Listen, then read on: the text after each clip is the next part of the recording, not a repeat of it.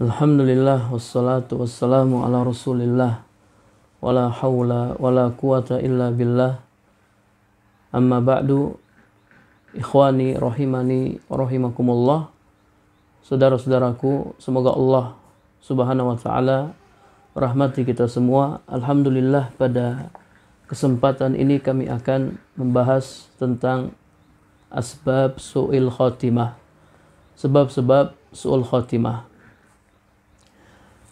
Sebagian orang yang menampakkan keislaman dan mengamalkannya terkadang mengakhiri hidupnya dengan su'ul khotimah.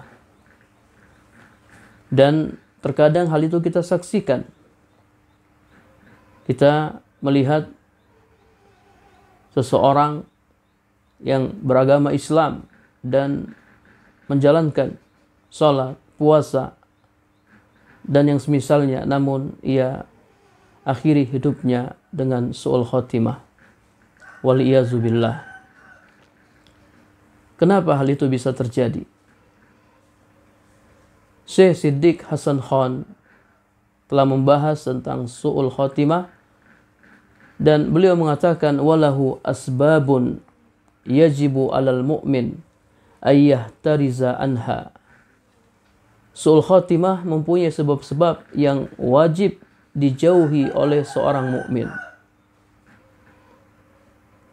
Beliau berkata, di antara sebab-sebab su'ul khotimah, yang pertama, al-fasad fil i'tiqad. Akidah yang rusak. Akidah yang menyimpang. Meskipun seseorang soleh dan zuhud, jika akidahnya rusak, akidahnya menyimpang, maka ia terancam dengan bahaya ini. Jika akidahnya rusak dan dia sangat meyakini kebenarannya, ia tidak merasa keliru sedikit pun, maka terkadang kebatilan akidahnya itu akan nampak pada saat sakratul maut. Ketika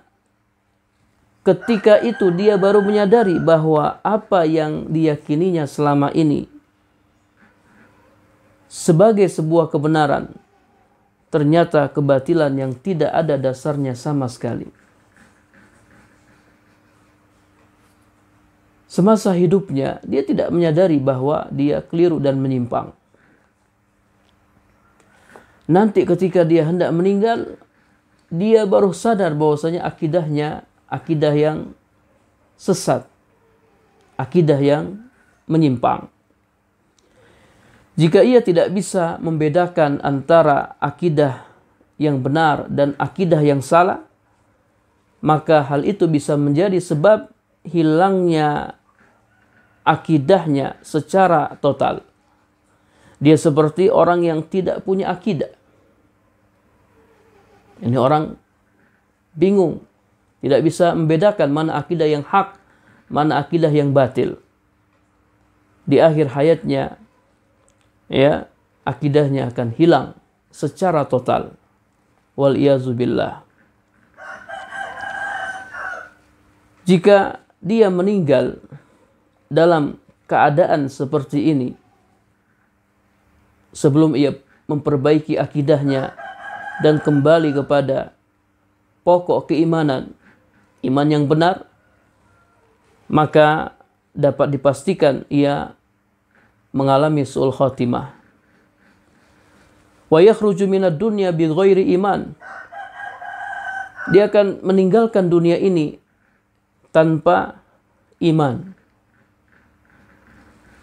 Fayakunu minal ladzina qala Allah Ta'ala fihim, sehingga dia termasuk orang-orang yang difirmankan oleh Allah Subhanahu wa taala dalam surat Az-Zumar ayat 47. Wa badalahum minallahi ma lam yakunu yahtasibun. Dan jelaslah bagi mereka azab dari Allah yang dahulu tidak pernah mereka perkirakan. Mereka merasa benar. Mereka mungkin merasa akan masuk surga, ternyata mereka diazab oleh Allah Subhanahu wa taala. Dan juga firman Allah dalam surat Al-Kahfi ayat 103 sampai 104. Qul hal nunabbi'ukum bil akhsarina a'mala alladzina dhalla sa'yuhum fil hayatid dunya wa hum yahsabuna annahum yuhsinuna sun'a. Katakanlah, maukah aku kabarkan kepada kalian tentang orang-orang yang paling rugi amalnya, yaitu orang-orang yang sia-sia amalan mereka fil hayatid dunia, dalam kehidupan dunia, dan mereka merasa telah berbuat yang sebaik-baiknya, merasa berada di atas kebenaran, namun ternyata berada di atas kebatilan, merasa masuk surga, namun ternyata masuk neraka. Ini orang-orang yang paling merugi amalnya. Para pendengar rahimakumullah, setiap orang yang meyakini sesuatu namun menyelisih kebenaran, entah karena pendapat logikanya atau akalnya, atau dia mengambil hal itu dari orang-orang yang sesat, orang-orang yang menyimpang, maka dia telah terjatuh dalam bahaya ini, bahaya su'ul khotimah. Dia terancam akan mengakhiri hidupnya dengan su'ul khotimah. Kesolehan dan kezuhudannya itu tidak bermanfaat baginya, walaupun dia orang soleh, walaupun dia orang yang zuhud. Hal itu sama sekali tidak bermanfaat baginya. Wa innama yanfa'uhu al-i'tiqadus sahih. Yang bermanfaat baginya hanyalah akidah yang benar, yang sesuai Al-Quran dan Sunnah Rasulullah Sallallahu Alaihi Wasallam. Sebab aqaid diniyah, akidah diniyah, la yu'taddu biha illa ma ukhizat minhuma, tidak sah, tidak diterima kecuali apa yang diambil dari keduanya, dari Al-Quran dan Sunnah. Kemudian sebab kedua, al-israr alal ma'asi, terus-menerus bermaksiat. Fa inna man lahu israr 'alaiha yahsulu fi qalbihi ilfuha. Orang yang terus-menerus bermaksiat, maka hatinya akan akrab dengan maksiat tersebut. Seluruh perkara yang biasa dilakukan oleh seseorang dalam hidupnya, ya'udu zikruhu inda mautihi, maka dia akan kembali mengingatnya menjelang kematiannya. Fa in kana mailuhu ila ta'at aksar yakunu aksaru ma yahduruhu indal maut zikra ta'at. Jika kecondongannya kepada ketaatan itu lebih banyak, maka yang paling banyak hadir menjelang kematiannya adalah mengingat ketaatan-ketaatan. Hidupnya penuh dengan kebaikan-kebaikan, penuh dengan ketaatan-ketaatan. Ketika ia akhiri hidupnya, maka yang diingat adalah kebaikan-kebaikan dan ketaatan-ketaatan. Wa in kana mailuhu ilal ma'asi aksar yakunu aksaru ma yahduruhu indal maut zikral ma'asi. Sebaliknya, jika kecondongannya kepada maksiat itu lebih banyak, maka yang paling banyak hadir menjelang kematiannya adalah mengingat maksiat-maksiat.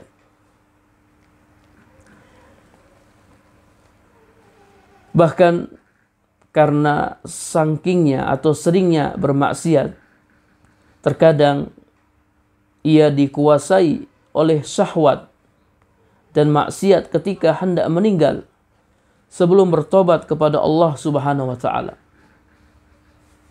Ini orang yang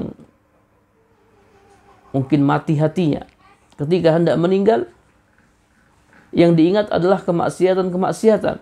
Bahkan dia ingin berbuat maksiat. Biasanya orang kalau mau meninggal, dia ingat sama Allah Subhanahu wa taala. Dia bertobat. Namun orang ini ya, karena seringnya bermaksiat, ketika hendak meninggal, ketika sekarat, dia masih tetap ingin melakukan kemaksiatan. Fayataqayyadu qalbuhu biha, hatinya terikat dengannya, terikat dengan maksiat. Wa tasiru hijaban bainahu wa baina rabbih, dan hal itu menjadi penghalang antara dirinya dengan Rabb-nya dan menjadi sebab kesengsaraan di akhir hayatnya, wal iyazu billah. Nabi SAW bersabda, al-ma'asi baridul kufri, kemaksiatan itu adalah pengantar kekufuran. Saudara-saudaraku rahimani wa rahimakumullah, orang yang tidak berbuat maksiat sama sekali, atau ia berbuat maksiat lalu bertobat darinya, maka dia jauh dari bahaya ini, bahaya su'ul khatimah. Adapun orang yang berbuat banyak dosa dan maksiat hingga melebihi ketaatannya kepada Allah Subhanahu wa taala, dan dia belum bertobat darinya, bahkan masih terus melakukannya, maka dia terancam dengan bahaya ini. Dia akan akhiri hidupnya dengan su'ul khatimah, karena keakrabannya yang begitu besar dengan kemaksiatan menjadi sebab ia selalu mengingat kemaksiatan tersebut dan cenderung kepadanya. Wa tuqbadu ruhuhu 'alaiha, dan ruhnya dicabut dalam keadaan seperti itu. Fayakunu sababan li su'i khatimatihi, hingga akhirnya hal itu menjadi sebab su'ul khatimah. Saudara-saudaraku, hal ini bisa kita pahami dengan sebuah ilustrasi yang disampaikan oleh penulis. Wa huwa anna al-insan la syakka annahu yara fi manamihi minal ahwal allati alifaha tul umrihi. Tidak diragukan lagi bahwasanya seseorang dia akan melihat dalam tidurnya, dia akan bermimpi hal-hal yang biasa dia lakukan sepanjang hidupnya. Orang yang menghabiskan umurnya dalam ilmu, menuntut ilmu, maka dia akan melihat dalam tidurnya hal-hal yang berkaitan dengan ilmu dan ulama. Dan orang yang menghabiskan umurnya dalam pekerjaan menjahit, dia akan melihat hal-hal yang berkaitan dengan pekerjaannya itu. Hal-hal yang berkaitan dengan mesin jahit, penjahit, dan lain-lain. Itla yahdur fi halin naum illa ma hasala lahu munasabatun ma'a qalbihi. Sebab tidaklah dia lihat dalam tidurnya kecuali apa yang ada dalam hatinya, atau apa yang selalu dipikirkannya karena keakraban yang begitu lama. Kematian, walaupun dia di atas tidur, namun sakratul maut dan pingsan yang dialami sebelumnya mirip dengan tidur.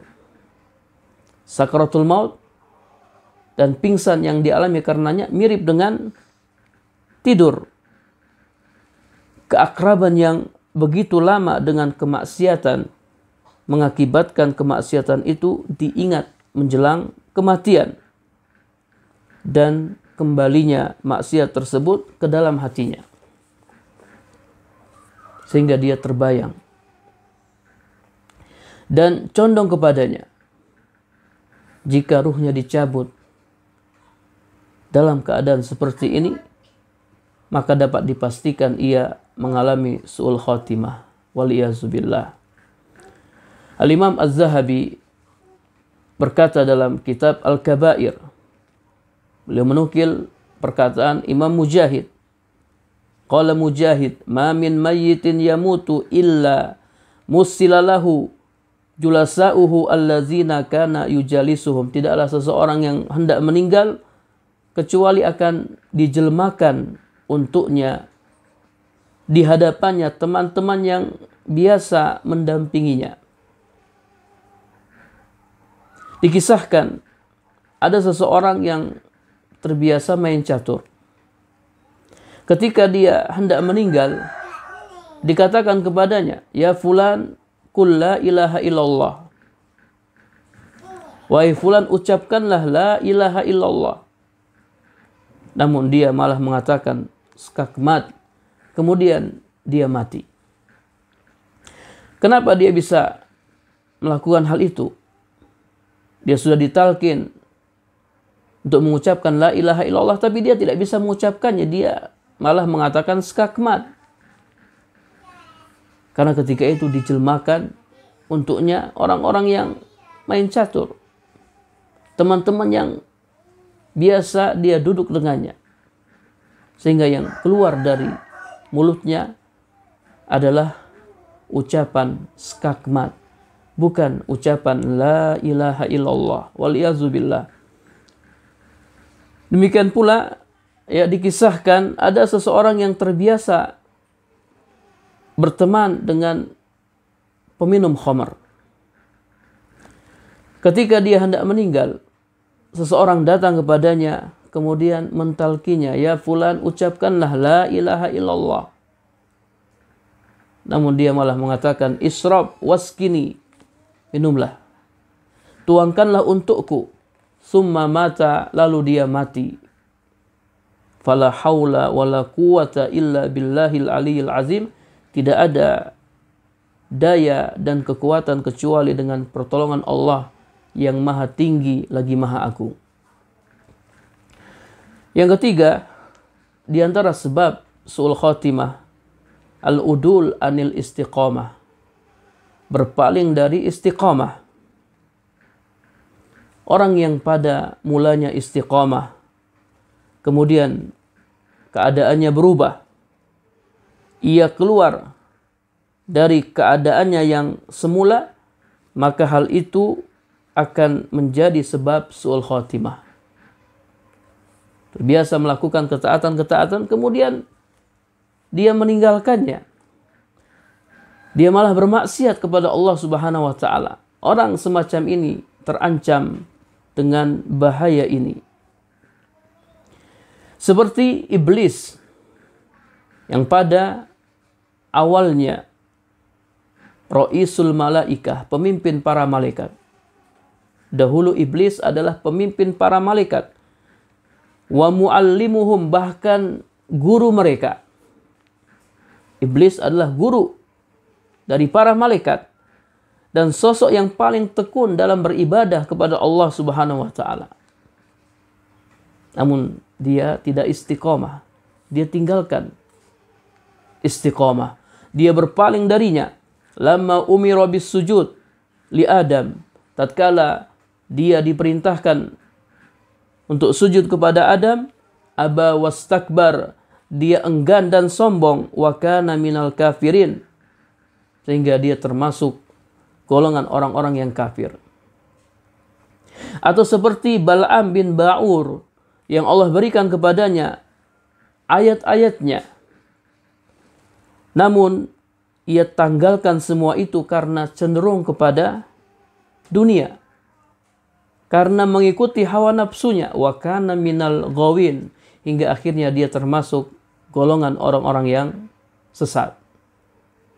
Atau seperti Barseso, ahli ibadah dari Bani Israel, alladzi qala lahu syaitan, di mana setan pernah berkata kepadanya, ukfur, wahai Barseso, kafirlah kamu. Tatkala ia kafir, maka setan berkata, inni bari'un minka, Inni akhafullaha rabbal alamin. Sesungguhnya aku berlepas diri darimu. Sesungguhnya aku takut kepada Allah, Rabb semesta alam. Fa inna syaitan aghrahu alal kufri. Jadi setan membujuknya, menggodanya untuk kufur. Tatkala dia kufur, maka setan berlepas diri darinya. Karena takut ia akan menemaninya dalam azab. Setan takut akan menyertainya dalam azab. Namun hal itu tidak bermanfaat baginya. Perkataan setan, aku berlepas diri darimu supaya aku tidak diazab bersamamu, ini tidak bermanfaat bagi setan. Allah Subhanahu wa taala akan mengazabnya dan setan yang telah menggodanya. Allah berfirman dalam surat Al-Hasr ayat 17. Fakana akibatuhuma annahuma finnari khalidaini fiha wa dzalika jazaa'uz zalimin. Maka kesudahan bagi keduanya adalah keduanya masuk neraka, kekal di dalamnya. Demikianlah balasan orang-orang yang zalim.